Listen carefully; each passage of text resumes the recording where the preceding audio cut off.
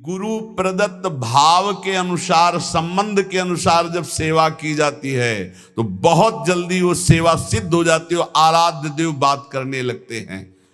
भक्त की हर बात को प्रभु सुन रहे हैं। गोसाई जी ने कहा जाओ सब बहुओं को चूड़ी पहना दो, सुन रही ना श्री जी, इसीलिए चूड़ी पहनने गई। हमारा भाव दृढ़ होना चाहिए, भाव में कमी नहीं होनी चाहिए। जैसा हम भाव गुरु प्रदत्त करेंगे वैसा ही इष्ट देव अनुभव कराएंगे। जाकी रही भावना जैसी, प्रभु मूरत देखी तीन तैसी। एक अयोध्या में उमापति नाम के महापुरुष निवास करते थे। ये बहुत शास्त्रों के ज्ञाता और भजनानंदी महापुरुष थे। तो इनको अपने में भाव आता था कि मैं गुरु हूं राम लक्ष्मण भरत शत्रुघ्न का, ये मेरे पुत्र और शिष्य के समान है। तो ये जब मंदिर में जाते कनक भवन में, तो कनक बिहारी राम जी को ये माला खरीदते, पहन के जाते और अपना पहना हुआ माला देते कि राम जी को और लक्ष्मण जी को पहना दो, और सीता जी के लिए कहते कि आधा दरवाजा मोड़ दो, पर्दा कर दो, बहू है हमारी। ये रोज ऐसा करते। पुजारी वैसा ही कहते, जैसा ही कहते, क्योंकि महापुरुष थे उमापति जी। पर वैष्णव जन संत जनों को अच्छा नहीं लगा कि भगवान को अपनी पहनी माला पहनाते हैं। सब वैष्णव जन खिलाफ हो गए और कहा ऐसा नहीं हो सकता, भगवान केवल तुम्हारे नहीं कि तुम आकर अपनी प्रसादी माला भगवान को पहनाते हो। तो उन्होंने कहा यदि आप लोग ऐसा कहते हो तो हमारी बात सुन लीजिए। गुरु के सामने शिष्य कभी अमनिया माला पहन ही नहीं सकता, और हमारे शिष्य हैं। बोले हम तुम्हारी इन बातों को नहीं मानते भावुकता की, लेकिन कल से आप ठाकुर जी को अपनी प्रसादी माला नहीं पहनाएंगे। वो अमनिया माला लेके आए 10 और कहा लो पहनाओ। तो जो राम जी के गले में डालते टूट के गिर जाती, लक्ष्मण जी के गले में डालते टूट के गिर जाती। 10 माला पहना दी, वो सब टूट के गिर गई। सब संत और वैष्णव खड़े देख, बोले देखा ये भला अमनिया पहन सकते हैं जब मैं इनका गुरु हूं। वशिष्ठ भाव से वो रहते। फिर उन्होंने माला मंगवाई और सामने माला पहनी और जे ही दी कि लो पहनाओ, वो माला टूटी रही, वो माला धारण हो गई। पंडित जी ने सब संतों से प्रार्थना की कि ठाकुर जी को जिस भाव से भजा जाता है ठाकुर जी वैसा ही व्यवहार करते हैं। आप अपने स्वामी के रूप में देखते हैं, लेकिन ये हमारे शिष्य हैं, हमारे पुत्र के समान हैं। क्योंकि मैं वशिष्ठ भाव से रहता हूं, इसलिए प्रभु मेरे भाव का पोषण कर रहे हैं, आप लोग अन्यथा ना समझिए। और जब ये मंदिर जाते तो पुजारी से कह देते कि जानकी जी की तरफ का दरवाजा थोड़ा सा जैसे बहु ओट में होती है ऐसे करो, कर देते। भावानुसार पुजारी जी जे ही देखते कि उमापति पंडित दर्शन करने आ रहे तो जानकी जी की तरफ दरवाजा कर देते या पर्दा कर देते। पुजारी जी विशेष सावधानी पूर्वक ऐसा करते। ये भी भक्तों को अच्छा नहीं लगा कि तुम ये अकेले थोड़ी दर्शन करते हो कि जानकी जी का, वो हमारी माता है, हमारे सर्वस्व हैं, आप ऐसा। तो एक दिन पर्दा नहीं किया। तो जे ही उमापति पंडित जी गए तो फटाक से आधा दरवाजा अपने आप बंद हो गया। सब आश्चर्यचकित हो गए, क्योंकि ऐसा कैसे। बस ये बात समझ लो, प्रभु भाव को बहुत पकड़ते हैं। भाव ही सबसे बड़ी वस्तु है। धड़ाक से दरवाजा बंद हो गया। पंडित जी ने पुजारी जी से कहा आप कभी चूक मत करना, जानकी जी हमारी बहू हैं, हमारे शिष्य की है, इसलिए वो कभी हमारे सामने ऐसे नहीं, पर्दा करके। तो पुजारी ने और संतों ने जान लिया कि महामहिम भाव को प्राप्त महापुरुष है। सबने क्षमा मांगी। गोसाई जी स्वयं पद रचना करने में कुशल और गा करके ठाकुर जी को पद सुनाने में कुशल।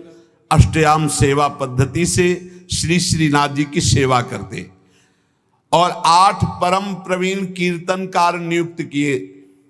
श्री सूरदास जी, श्री परमानंद दास जी, श्री कुंभन दास जी और श्री कृष्णदास जी, ये 4 महापुरुष श्रीमद वल्लभाचार्य जी महाप्रभु की कृपा पात्र थे।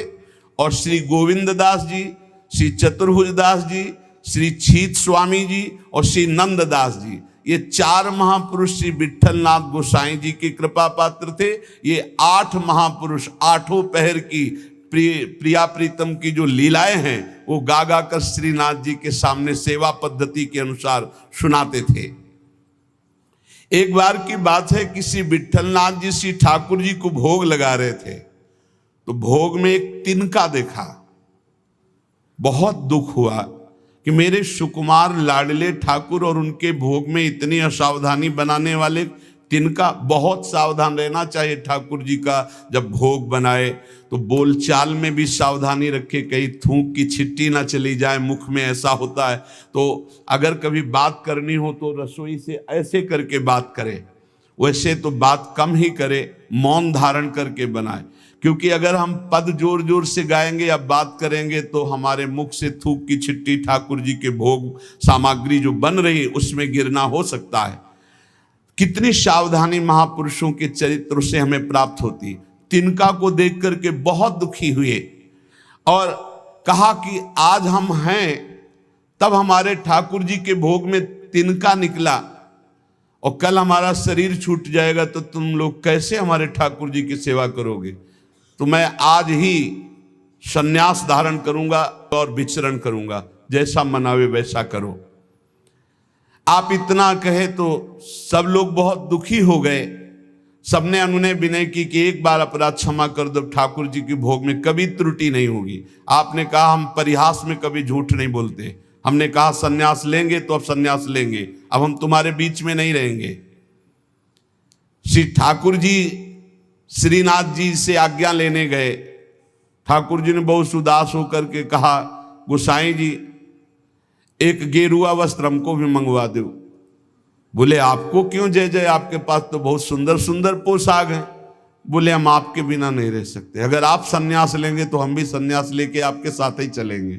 देखो कैसा प्यार करते, जैसे माधोदास बाबा जगन्नाथ जी को प्यार करते, तो जगन्नाथ जी से जाके आज्ञा ली, जय जय अब ब्रज 84 को साहब की लीला भूमि में जाना चाहता हूं, आदेश दे दो। बोले बाबा आपके बिना हम रह नहीं सकते। बोले नहीं जय जय, हमारे पास इतनी भोग सामग्री नहीं कि मैं रास्ते में आपको भोग लगाऊं, आपको नहीं ले जा पाऊंगा, पर हम जाएंगे ब्रज 84 को दर्शन करने आपकी लीला भूमि के।